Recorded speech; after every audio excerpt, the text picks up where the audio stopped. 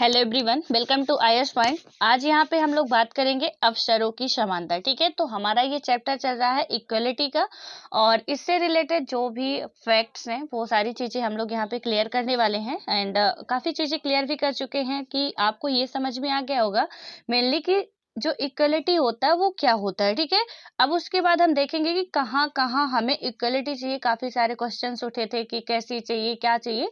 तो यहाँ पे अब हम देखेंगे कि हमें कहाँ-कहाँ समानता चाहिए होती थी, और मैंने आपको बताया था कि जैसे पूरा है कि मतलब सीधे ओवरऑल हम कहें तो हम ये कह सकते हैं कि जहाँ पे मतलब किसी जाति के आधार पर, धर्म के आधार पर, लिंग के आधार पर हमें भेदभाव ना किया जाए, हमें भी समान अधिकार मिले। ठीक है, तो यहाँ पे जब भी कभी हमें नहीं मिलेगा कि कहीं पे हम जा रहे हैं, कोई भी प्रोग्राम हो रहा, कोई भी फंक्शन हो रहा, कोई भी गवर्नमेंट प्लेस है या कहीं पे भी हम फॉर्म अप्लाई कर रहे हैं, तो वहाँ पे हमें ये ना लगे कि मतलब काश हम यहाँ पे होते तो हो सकते थे।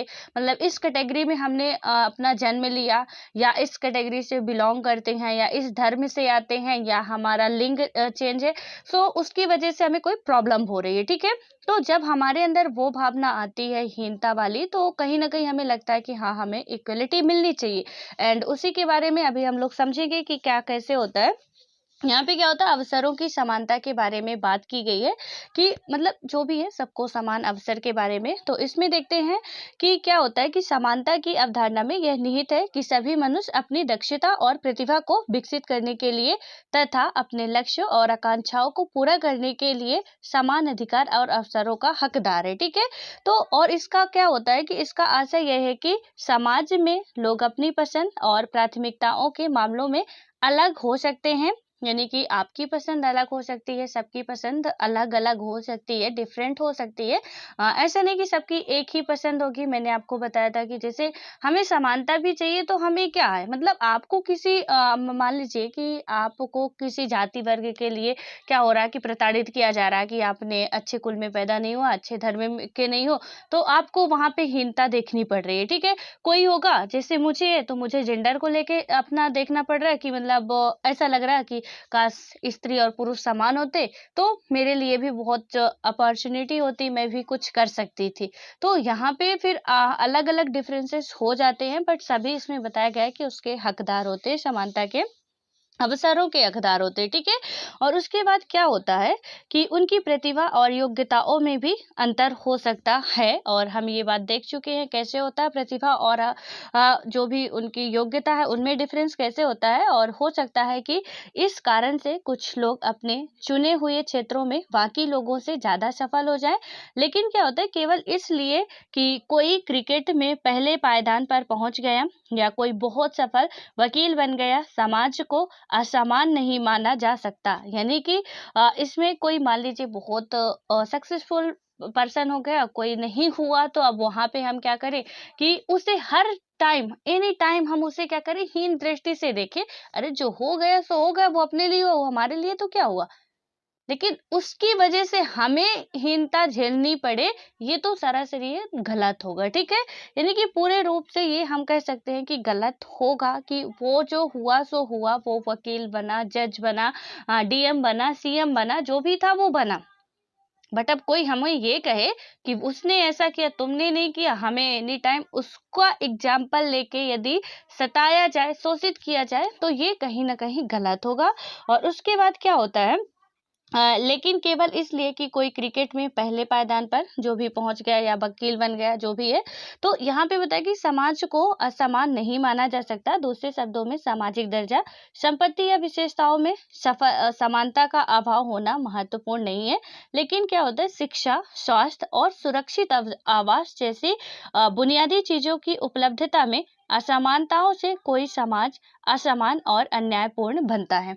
अब यहाँ पे देखिए कि हमें इसमें बताया गया है कि यदि हम बात करते हैं तो संपत्ति या विशेषाधिकार में समानता का अभाव होना कोई महत्वपूर्ण नहीं है। ठीक है, कि हमें मतलब संपत्ति में समान अधिकार नहीं मिल रहे, कोई विशेषाधिकार चाहिए, तो वहां पे जैसे हमने देखा था एक प्रेसिडेंट की जो रिस्पेक्ट हम करेंगे, तो हम आशा करें कि कोई हमारी भी वही रिस्पेक्ट दे, हमें भी वही रिस्पेक्ट मिले, तो नहीं मिल सकती है। क्योंकि वो उनका विशेषाधिकार है, उनके पद की हम रिस्पेक्ट कर रहे हैं। सो उस पद पे हम नहीं है, हमें उतनी रिस्पेक्ट नहीं दी जा सकती है, ये तय है। अब उसके लिए बेवजह ही हम कहें कि हमें समानता का अधिकार है, तो वहां पे जो भी आपको मिले हुए हैं वो भी छीन लेने हैं, ठीक है। लेकिन समानता का अधिकार मेन रूप से हमें, या अवसरों की समानता जो भी होती है, वो हमें कहाँ फील होता है रियल में कि मिलनी चाहिए या होनी चाहिए या लोगों को मिले, ठीक है। तो इसमें क्या बताया गया है, शिक्षा हो गया, स्वास्थ्य हो गया, यानी जो हमारा एजुकेशन होता है, इसमें हमें क्या चाहिए, समानता का अधिकार चाहिए। स्कूल हो, कॉलेज हो, वहाँ हर एक सेक्टर पे हम चाहेंगे कि हम चाहे किसी भी जाति धर्म से बिलोंग करते हो, किसी भी कैटेगरी से आते हो, हमारा कोई भी जेंडर हो, हम किसी भी वर्ग से हो, हम अमीर हो गरीब हो, डजेंट मैटर, हमें अधिकार चाहिए समान रूप से। क्योंकि यदि हम प्राइवेट स्कूल में गए हैं, तो चाहे हम किसी भी, जो मैंने बताया, जाति धर्म लिंग वर्ग के आधार पर ये जो भेदभाव होता है, तो इनमें से यदि प्राइवेट स्कूल में भी जा रहे हैं, तो जितनी फीस आप फुलफिल कर रहे हो उतनी हम भी कर रहे हैं, ठीक है। तो वहां पे फिर कोई अंतर रह ही नहीं जाता। गवर्नमेंट स्कूल में जा रहे हो तो जो सुविधाएं आपके लिए है वही हमारे लिए है, फिर कहाँ से मतलब ये डिफरेंसेस आ गया। हालांकि ये जो आरक्षण वगैरह का था, फिर इसीलिए अभी यहाँ आगे पढ़ेंगे क्या कैसे उनका कि लाना क्यों जरूरी था। इसमें मतलब मेन रूप से बुनियादी चीजें हमें जो चाहिए वहां पे हम लड़ सकते हैं, जैसे एजुकेशन हो गया। एंड यहाँ पे जो एजुकेशन है, सस्टेनेबल डेवलपमेंट गोल आपने सुना होगा, ठीक है, SDG अभी चल रहा है ना, हर एक जगह पे आप देखते हो कि हमें सस्टेनेबल डेवलपमेंट गोल जितने भी हैं हमें उसे पूरे करने हैं। तो जो SDG है, सस्टेनेबल डेवलपमेंट गोल है, तो यहाँ पे सतत विकास का मतलब, इसमें हिंदी में यदि मैं बात करूँ तो सतत विकास होता है, ठीक है। तो अब इसमें क्या होता है, सतत विकास में सबका साथ सबका विकास। मोदी जी का तो एक ही है, जब से मोदी जी आए जितनी भी योजनाएं चल रही थी, जो भी स्कीम्स चल रहे थे, सबको एक कर दिया, वन देश वन राशन कार्ड। GST मतलब वन टैक्स, आपको कोई अदर टैक्स नहीं पे करने पड़ेंगे। तो जो भी था मतलब जितनी भी परियोजनाएं थी, योजनाएं थी, सब में एक ही कर दिया। प्रधानमंत्री जो भी है किसान किसान बीमा योजना। तो इसमें से क्या हुआ, ये थोड़ा सा मैं यहाँ पे ये SDG जो लाई, उसका मेन पर्पज क्या था कि इनमें SDG में जो भी हमारे हैं SDG, मेन रूप से 17 हैं, बाकी आप देख लीजिएगा। तो उनमें क्या होता है कि पूछा जाता है कौन सा गोल है ये, ठीक है। तो ये सतत विकास हमारा एजुकेशन का जो आता है SDG 4 कहता है कि हमें एजुकेशन समान रूप से, यानी सबको एजुकेशन देनी चाहिए। एंड स्वास्थ्य की बात करते हैं, यदि हेल्थ की बात करें आप, तो आप लोग यहाँ पे क्या करेंगे, जो हमारा हेल्थ है, वो हेल्थ हमारा क्या होता है कि SDG 3 में रखा गया है। हालांकि 17 मेन रूप से है, मैंने आपको बताया, आप लिख लीजिएगा कहीं पे। अभी मैं जो बता रही हूँ कि सस्टेनेबल डेवलपमेंट गोल फर्स्ट में हमारा आता है पोवर्टी आता है, ठीक है, यानी गरीबी आता है। और उसके बाद हमारा आता है यानी नो पावर्टी आता है। तो यहाँ पे पहला हमारा गोल हो गया नो पावर्टी का। दूसरा हमारा आता है सस्टेनेबल डेवलपमेंट गोल का जो दूसरा टारगेट है कि यहाँ पे नो हंगर, यानी कि आप ऐसे भी याद रख सकते हो कि 2 मिनट में मैगी खाओ, भूख खत्म हो जाती है। तो दूसरा जो सस्टेनेबल डेवलपमेंट गोल होगा, जो मैं बता रही हूँ, लिख लीजिएगा, बहुत इंपॉर्टेंट है, ठीक है। तो यहाँ पे वो क्या होगा, वहां पे जो दूसरा यानी SDG गोल 2 है, वो हमारा बात करता है नो हंगर की, यानी कि कोई भी भूखा ना रहे। तीसरा हमारा सस्टेनेबल डेवलपमेंट गोल बात करता है हमारे हेल्थ से रिलेटेड। ये आया हमारा हेल्थ, यानी कि सबका हेल्थ भी वेलफेयर होना चाहिए। तो हेल्थ से रिलेटेड कौन सा हमारा सस्टेनेबल डेवलपमेंट गोल है, वो बात करता है तीसरा वाला, ठीक है। देन फोर्थ में आता है हमारा, और हेल्थ को कैसे याद रख सकते हो आप, तीसरा इसमें है आदमी को 3 बार हार्ट अटैक आते हैं, और यानी कि तीसरी बार वो खत्म ही हो जाता है। 2 बार आएंगे, तीसरी बार सहन शक्ति खत्म हो जाती है, वो आदमी भी खत्म हो जाता है, यानी कि हेल्थ इशू। तो इसमें कि हेल्थ से रिलेटेड किस गोल में बात की गई है, तो सस्टेनेबल डेवलपमेंट गोल 3 में बात की गई है, ठीक है। उसके बाद आप यहाँ पे देखेंगे कि एजुकेशन हो गया 3, और चौथा हमने बता दिया एजुकेशन होता है, हमारी पढ़ाई के 4 सेक्टर होते हैं। जैसे मैं बात करूँ तो आप प्राइमरी से ले लीजिए कि कक्षा 5 तक, कक्षा 5 से 8 तक, 8 से 12 तक, 12 से फिर कॉलेज तक, ठीक है। तो इस तरीके से 4 होते हैं स्टेज, और 4 स्टेज में हमारा सस्टेनेबल डेवलपमेंट गोल 4 आता है, जो एजुकेशन के लिए बात करता है। तो ये सारी चीजें, वो सस्टेनेबल डेवलपमेंट जो गोल है ना, उसमें एक टारगेट रखा गया कि इतनी इतनी चीजों को हमें कम करनी है, गरीबी कम करनी है, भूख कम करनी है, जो भुखमरी है कम करनी है, जो एजुकेशन में हमारे खराबी है उसे सुधारना है, जो हेल्थ सेक्टर में कमियां हैं उन्हें सुधारना है, जो इन्वायरमेंट में कमियां हैं उन्हें सुधारना है। मैंने 17 गोल आपको बताए हैं। तो 17 में से अभी मैंने सिर्फ 4 के बताए हैं, विकास जो बहुत ज्यादा फिर वो अलग ही टॉपिक हो जाएगा। तो यहाँ पे वो आया, तो इसलिए मैं यहाँ यहीं पे मेंशन कर दी कि आपको याद रहे, ठीक है। अब आते हैं यहाँ पे कि मतलब ये हमारी बुनियादी जरूरतें भी हैं, और जो सस्टेनेबल डेवलपमेंट गोल में रखा गया वो तो लोगों की जरूरतों के लिए रखा गया, क्योंकि पूरा देश ही भुखमरी से तबाह हो रहा, पूरा देश ही गरीबी में पड़ा हुआ है, किसी को एजुकेशन नहीं मिल रहा, किसी को हेल्थ नहीं मिल रहा, किसी को मिल रहा तो बहुत मिल रहा।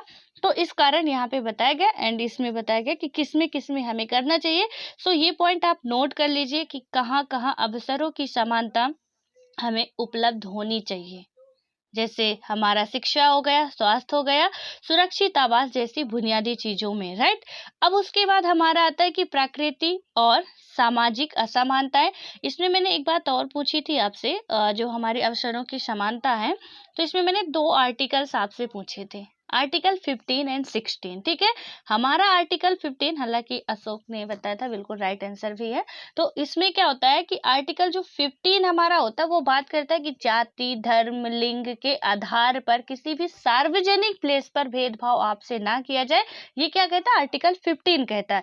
आर्टिकल 16 कहता है कि जाति, धर्म, लिंग के आधार पर कहीं पे भी जो भी हमारे अवसर हैं, यानी कि हमें अवसरों की समानता मिलनी चाहिए, उसमें कहीं भी भेदभाव हमें मंजूर नहीं है। ये हमारा आर्टिकल 16 कहता है, एंड आर्टिकल 15, जो दोनों ही आपको याद रखना है, दोनों में ही, क्योंकि होता है ना जाति, धर्म, लिंग के आधार पर भेदभाव, तो हम दोनों को सिमिलर ना समझ ले, इसलिए कि यहाँ पे सार्वजनिक प्लेस है, जो भी गवर्नमेंट प्लेस होंगे, यानी सार्वजनिक स्थल जो भी है, चाहे वो मंदिर हो, मस्जिद हो या स्कूल हो, कोई भी जो भी संगठन है, वहां पे आपको आने जाने से नहीं रोक सकते हैं।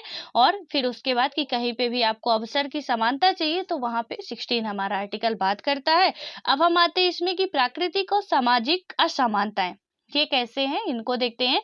क्या होता है कि राजनीतिक सिद्धांत में प्राकृतिक असमानताओं और समाजजनिक यानी कि समाज जनित असमानताओं में अंतर किया जाता है। प्राकृतिक असमानताएं लोगों में उनकी विभिन्न क्षमताओं, प्रतिभा और उनके अलग अलग चयन के कारण पैदा होती है। यानी कि जो प्राकृतिक असमानताएं होती हैं वो लोगों में क्या होती है, उनकी विभिन्न क्षमताओं, उनकी जो भी विभिन्न एबिलिटीज होती है, प्रतिभा होता है उनके अंदर जो भी अलग होता है, यार सब में अलग होता है। हमारे हाथ की जब 5 उंगलियां बराबर नहीं होती हैं, एक संतान के 4 यदि बच्चे, यानी कि सॉरी, एक पेरेंट्स के 4 संतानें हैं, तो वो बराबर मतलब उनकी सोच बराबर नहीं होती है, जबकि वो एक ही पेरेंट्स से जन्मे हुए हैं। आपके भाई बहन, आप मतलब 3 लोग हुए या 4 लोग जो भी हैं घर में हमारे, हम सब क्या है कि मम्मी पापा से ही हमारा जन्म हुआ, लेकिन हम सबकी सोच, हम सबका बोलने का तरीका, हम सबका सोचने का तरीका, रहने का तरीका, सब कुछ अलग होगा, डिफरेंस होगा। तो इसमें वही बताया गया है कि असमानताएं लोगों में उनकी विभिन्न क्षमताओं, प्रतिभा और उनके अलग अलग चयन के कारण पैदा होती है। समाज जनित असमानताएं वे होती हैं जो समाज में अवसरों की असमानता होने या किसी समूह का दूसरे के द्वारा शोषण किए जाने में पैदा होती है। अब समाज जनित असमानताओं की यहाँ पे बात की गई है कि क्या होती है, जो समाज के द्वारा पैदा की जाती है। यहाँ पे क्या होता है कि जो समाज में अवसरों की असमानता होने या किसी समूह का दूसरे के द्वारा शोषण किए जाने से पैदा होती है। यानी कोई समूह बना हुआ है, कोई दूसरा शोषण कर रहा है, हमारा शोषण कोई कर रहा है, सपोज मान के चलिए कि आप हो, आपका शोषण मैं कर रही हूँ, आपके परिवार वालों का शोषण मैं कर रही हूँ, या कि एक गांव है जो कि आपके परिवार वालों को शोषित कर रहा है या उनका शोषण कर रहा है, तो उसमें से क्या होगा कि वो समाज है, ठीक है। और वो समाज क्या कर रहा है, हमारा शोषण कर रहा है। ये समाज के द्वारा उत्पन्न हुए, हम कहीं निकल जा रहे, किसी जाति धर्म से आते हैं हम, तो वहां पे क्या होगा कि जो उच्च कुल के होंगे उस उधर जाते यदि, तो उसमें वो क्या करेंगे कि कहीं ना कहीं मतलब वो एक घृणित भावना से देखेंगे। वो समाज के मेंबर है और वो समाज में क्या कर रहे हैं, ये पैदा कर रहे हैं, फैला रहे हैं कि ये इस कैटेगरी से आता है, ये हमारे यहाँ आ गए और हम अछूत हो गए हैं। तो वो समाज जनित हमारी असमानताएं होगी, समाज के द्वारा जो पैदा की जाती हैं, ठीक है। उसके बाद क्या होता है, क्योंकि हमारा यदि हम कॉन्स्टिट्यूशन की बात करते हैं या कि अपने जो भी हमारे लॉ है उनकी बात करें, वहां पे तो नहीं कहा गया कि आप असमानता रखो, लेकिन समाज में हमें असमानता झेलनी पड़ रही है। एंड होप सो कि आप लोग ये बातें समझ पा रहे होंगे जो मैं समझाना चाह रही हूँ। एंड उसके बाद हमारा आता है कि प्राकृतिक असमानताएं लोगों की जन्मगत विशिष्टताओं और योग्यताओं का परिणाम मानी जाती है। यानी कि जो प्राकृतिक असमानताएं होती है, हमने दो पढ़ी, दो जो टॉपिक में लिखा हुआ है, तो समाज जनित समझी और उसके बाद आता है प्राकृतिक असमानताएं। क्या होती है कि लोगों की जन्मगत विशिष्टताओं और योग्यताओं का परिणाम मानी जाती है। और यह यहाँ पे बताया गया है कि आमतौर पर मान लिया जाता है कि प्राकृतिक विभिन्नताओं को बदला नहीं जा सकता, और दूसरी ओर पर सामाजिक असमानताएं हैं जिन्हें समाज ने पैदा किया है। उदाहरण स्वरूप यदि हम बात करें तो कुछ समाज बौद्धिक काम करने वालों को शारीरिक कार्य करने वालों से अधिक महत्व देते हैं। यानी कि बौद्धिक इन द सेंस की क्या करते हैं, मतलब अपने दिमाग से काम लेते हैं, ठीक है। तो यहाँ पे ये बताया गया कि बौद्धिक काम करने वालों को शारीरिक कार्य करने वालों से अधिक महत्व देते हैं और उन्हें अलग तरीके से लाभ देते हैं। वे क्या करते हैं कि विभिन्न वंश, रंग या जाति के लोगों के साथ भिन्न भिन्न व्यवहार करते हैं और इस तरह से भेदभाव में समाज के मूल प्रतिबिंबित होंगे। और इनमें से क्या होगा कि कुछ हमें निश्चित रूप से अनुचित लग सकते हैं। यानी कि सपोज मान के चलिए कि एक जो वर्कर है, जो कारखाने में काम कर रहा है या जो मिट्टी ढो रहा है, तो उसके सेंस में हमें ज्यादा रिस्पेक्ट दी जाएगी। क्यों? क्योंकि हम दिमाग से काम कर रहे हैं। यदि हम एक एजुकेटेड पर्सन है और वहां पे एक मिट्टी ढोने वाला पर्सन है, जबकि वो मेहनत बहुत ज्यादा कर रहा, हमसे बहुत ज्यादा कर रहा, बैठे बैठे हमारे शरीर का जो भी संरचना है वो बेढंगी हो रही है, लेकिन हमारा दिमाग जो है, हम अपने दिमाग से काम कर रहे हैं, कुछ भी कर रहे हैं। मतलब समाज में ऐसी लोगों की थिंकिंग होती है, तो वहां पे क्या होता है कि बहुत ज्यादा उसको आप देखते हो कि एक जो भी कचरा उठाने वाला व्यक्ति होता है उसे कितनी घृणित भावना से देखी जाती है, जबकि हमें ये पता है कि यदि वो कचरा उठाने वाला व्यक्ति ये कचरा साफ नहीं करेगा तो बीमारी हमें पकड़ेगी, उसे नहीं। हालांकि वो अपने रोजगार के लिए कर रहा है, लेकिन हमें ये नहीं पता होता कि यदि इस व्यक्ति के द्वारा ऐसा काम नहीं किया गया तो प्रॉब्लम समय होने वाली है। हम इसे घृणित भावना से तो देख रहे हैं एंड सबको लगता है कि हमें रिस्पेक्ट मिलनी चाहिए, क्योंकि वो कोई आप तो एहसान कर नहीं रहे। यदि आपका वो कचरा उठाने आ रहा है तो वो क्या कर रहे हो, मतलब वो मेहनत कर रहा है तो उसकी आप पेमेंट दे रहे हो, उस पे कोई एहसान तो करे कि ले बेटा ले जा, तू आज के लिए इतना पैसा ले ले, आराम से अपना छुट्टी बनाओ, काम करो। तो हम तो ऐसा करते नहीं, उसकी मेहनत की कमाई देते, वो भी पूरी पूरी नहीं देते। तो यहाँ पे यही सारी चीजें बताई जा रही हैं, ठीक है, कि कैसे लोगों को हम हमारे समाज में जो व्याप्त बुराइयां हैं, विसंगतियां हैं, वो किस तरीके की हैं और कैसे कैसे जन्म लेती हैं। तो इसमें से आपको अब समझ में आ रहा होगा कि ये जो बताया गया कि बौद्धिक काम करने वालों को शारीरिक कार्य करने वालों से अधिक महत्व देते हैं। और यहाँ पे जो भी है कि इसमें तो भेदभाव खैर होता ही है, रंग में, रूप में, जो भी मतलब जाति धर्म में, तो वो हमारे समाज के द्वारा ही पैदा किया जाता है, कहीं और से नहीं आया। और हमारे समाज में हम सभी रहते हैं, कोई एक सिंगल, ना आप रहते हो ना हम रहते हैं। यदि एक हम हैं, अकेले हैं, वो हमारा समाज नहीं है। हम जहाँ पे रह रहे हैं, जिस अपने एनवायरनमेंट में रह रहे हैं, जहाँ पे सब कोई है, बहुत से लोग हैं, घर के भी हैं, बाहर के भी हैं, सब हैं, वो हमारा समाज कहलाता है। कई सारे परिवार उसमें होंगे, कई सारे घर उसमें मिले होंगे, तब समाज बनता है। तो यहाँ पे आप समझ पा रहे होंगे कि क्या विसंगतियां होती हैं। उसके बाद इसमें जो थोड़ा सा दिया गया, इसे देखते हैं क्या है कि पुरुष स्त्रियों से बढ़कर है, यह एक प्राकृतिक असमानता है, आप इस संबंध में कुछ नहीं कर सकते। ये क्या है? प्राकृतिक असमानता है। क्या पुरुष स्त्रियों से ज्यादा महान है?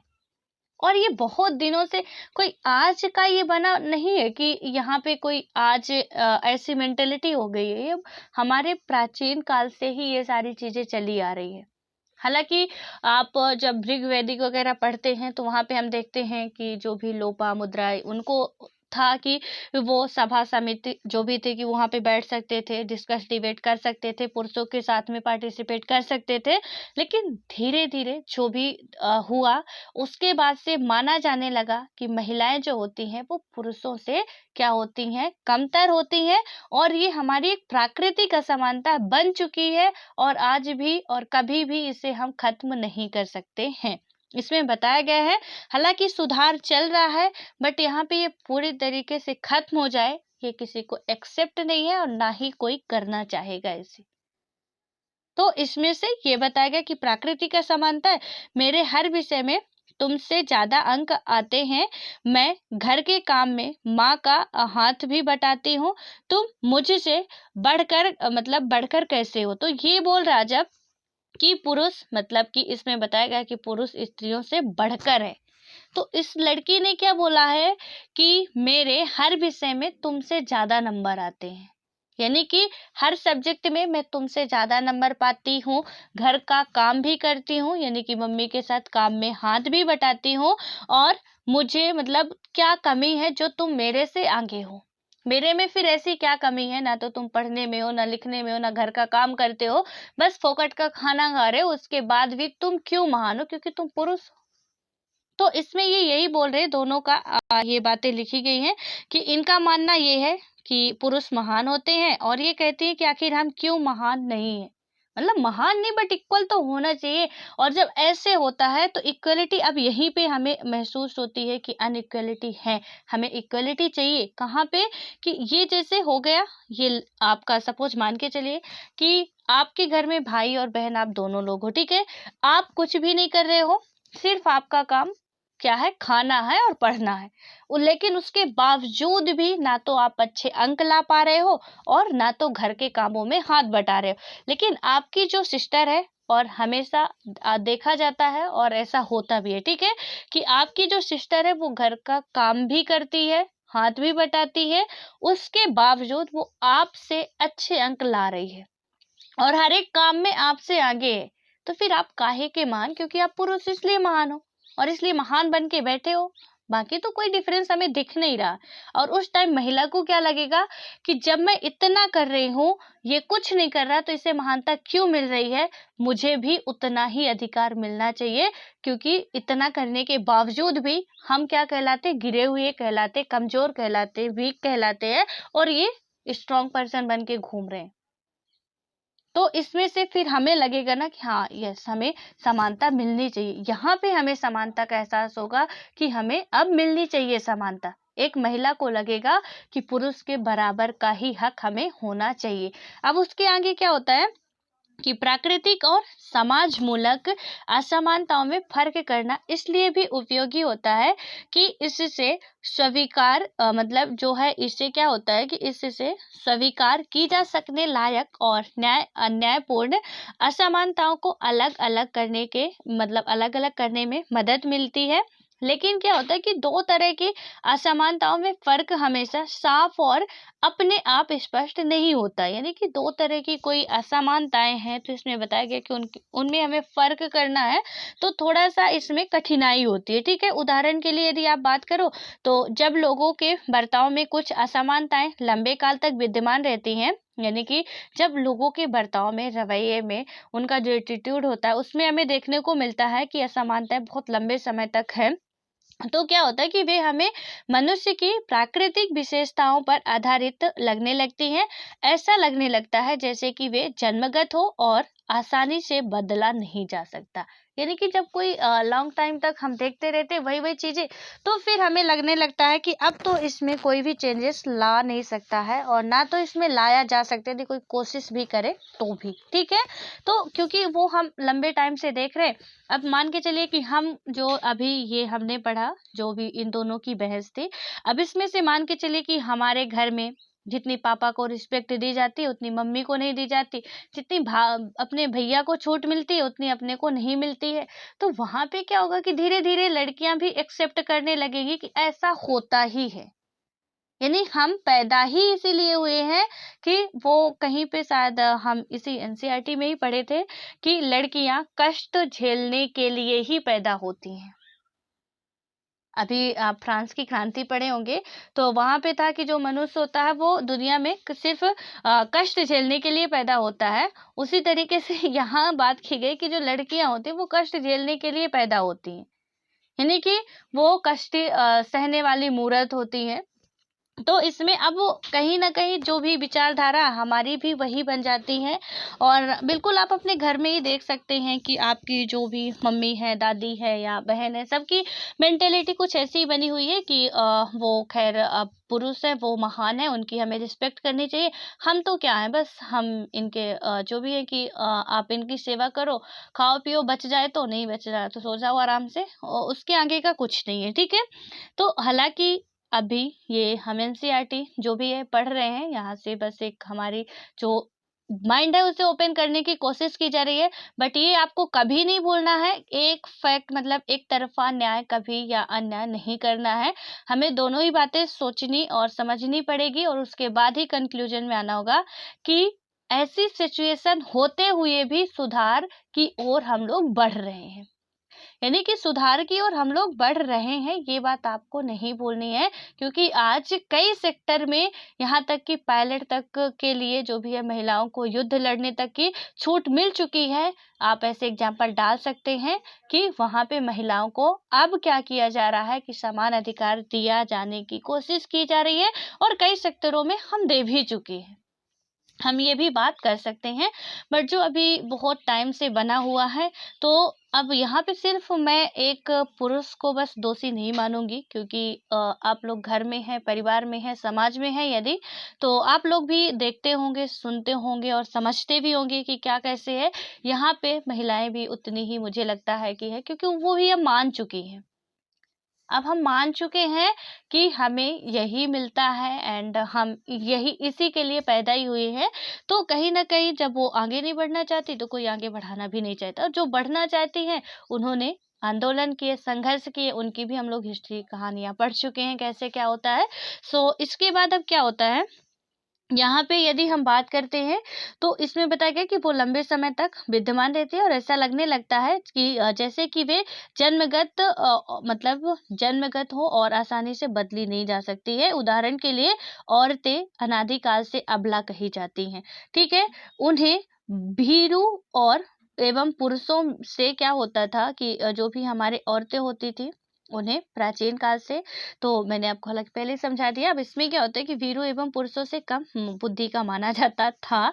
जैसे अरस्तु जी का स्टेटमेंट आपको याद ही होगा कि औरतों की बुद्धि कम होती है क्योंकि उनके दांत कम होते हैं।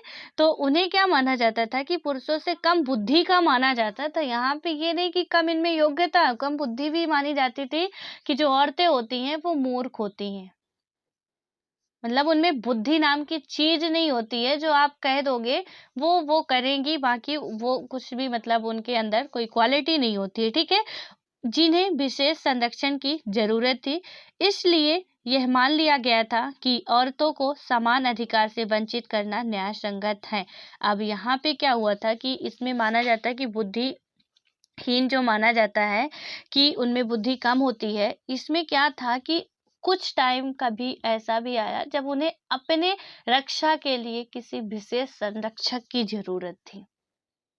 तो उसमें क्या हुआ कि जब वो रक्षा करने लगे उनके, तो वो यही समझने लगे कि हम ही पावरफुल हैं, इनके अंदर तो कुछ है ही नहीं, ठीक है? तो इसमें से क्या हुआ कि धीरे धीरे फिर ये बढ़ता गया और बढ़ते बढ़ते ये यहाँ तक आ गया कि अब तो इनका अस्तित्व ही खत्म होने लगा था, ठीक है?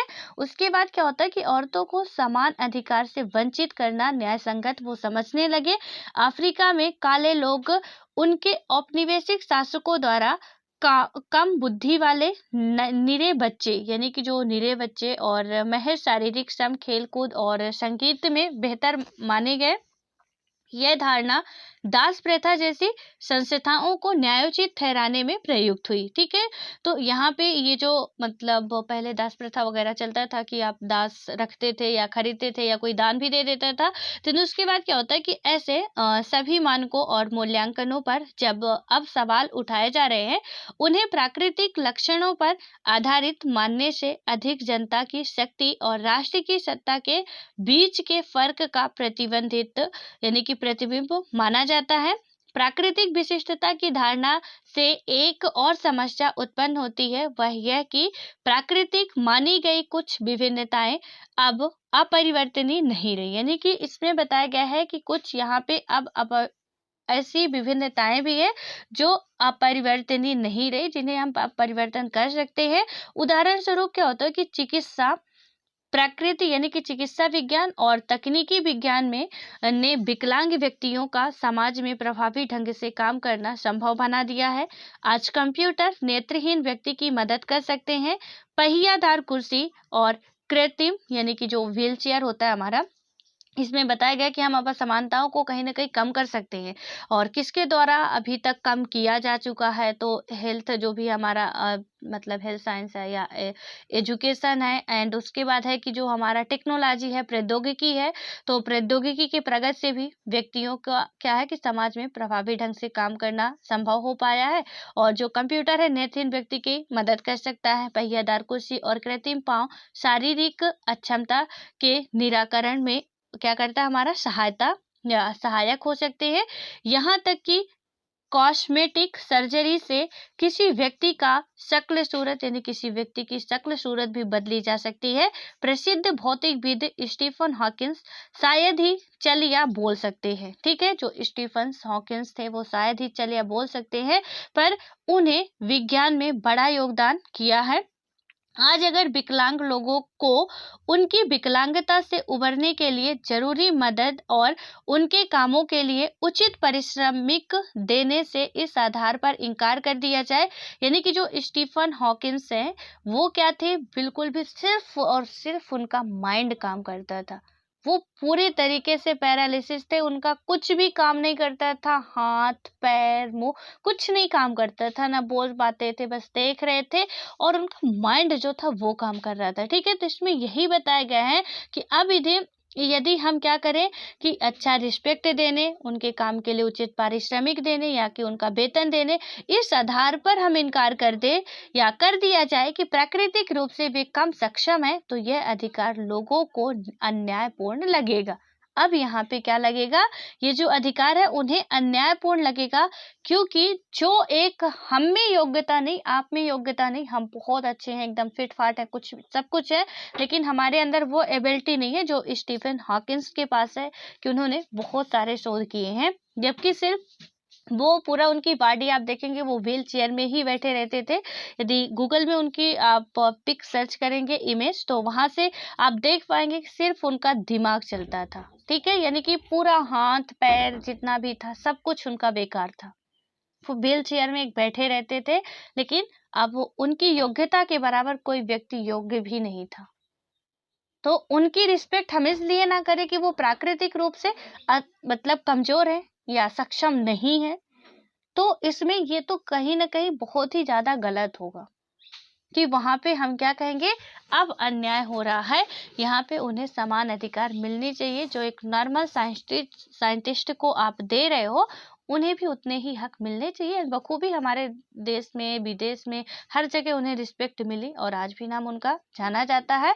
हालांकि आप वहाँ पे देखेंगे पिक उनकी देखेंगे, शायद अब वो नहीं रह गए हैं, तो उनकी पिक आप देखेंगे तो आपको पता चलेगा कि कैसी उनकी सिचुएशन थी या वो कैसे व्यक्ति थे। और हो सकता है कि शायद वो आपको मोटिवेट भी करें उनकी पिक देखने के बाद, इमेज देखने के बाद, कि जब उस पर्सन के पास कुछ भी नहीं था, हाथ पैर मुंह कुछ भी नहीं था, तो वहां पे क्या उन्होंने इतनी योग्यताएं अपने अंदर भर ली कि शायद ही दुनिया में किसी के, हमारे पास तो सब कुछ है। तो फिर हो सकता है कि डबल एनर्जी के साथ आप पढ़ो कि हमारे पास तो सब कुछ है एंड हम सब कुछ कर सकते हैं।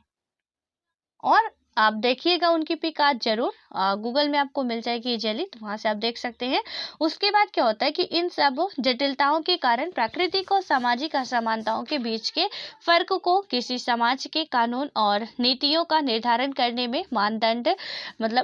में मानदंड के तौर पर उपयोग करना कठिन होता है। और इसी कारण से बहुत से सिद्धांतकार अपने चयन में पैदा हुई असमानता और व्यक्ति के विशेष परिवार या परिस्थितियों में जन्म लेने से पैदा हुई है, असमानता में फ़र्क करते हैं, और दूसरी यानी कि असमानता में फ़र्क करते हैं, और क्या होता है कि यह दूसरी तरह की असमानता ही समानता के पक्षधर लोगों के सरोकार का स्रोत है। वे चाहते हैं कि परिवेश में जन्मी असमानता को न्यूनतम और समाप्त किया जाए, यानी कि कुछ लोग चाहते हैं कि जो हमारे यहाँ एनवायरनमेंट में ये जो असमानता जन्मी है, इसे हम क्या करें, पूर्ण रूप से समाप्त करें। बट कुछ लोग वहीं पे क्या चाहते हैं कि ये जो असमानता है वहाँ पे बनी रहे, क्योंकि कुछ लोगों का प्रॉफिट हो रहा, कुछ लोगों का नुकसान हो रहा है। तो इसमें से ये खैर दुनिया है, चलता ही रहता है। हमें जो समझना है मेन रूप से समानता समझनी है, कैसे, किस सेक्टर पे चाहिए, कहाँ पे चाहिए, बस उतना हम लोग समझ रहे हैं। देन उसके बाद आता है कि समानता में 3 आयाम, यानी कि समानता के 3 आयाम वो क्या-क्या हैं। अब हम लोग अपने इसको यहाँ पे ख़त्म करते हैं, और नेक्स्ट वीडियो में ही बात करेंगे कि जो समानता के हमारे 3 पिलर्स रखे गए हैं वो क्या-क्या हैं, कैसे हैं, तो उनको अब हम आगे बात करेंगे, ठीक है? सो अब मिलते हैं आपके नेक्स्ट नेक्स्ट वीडियो में।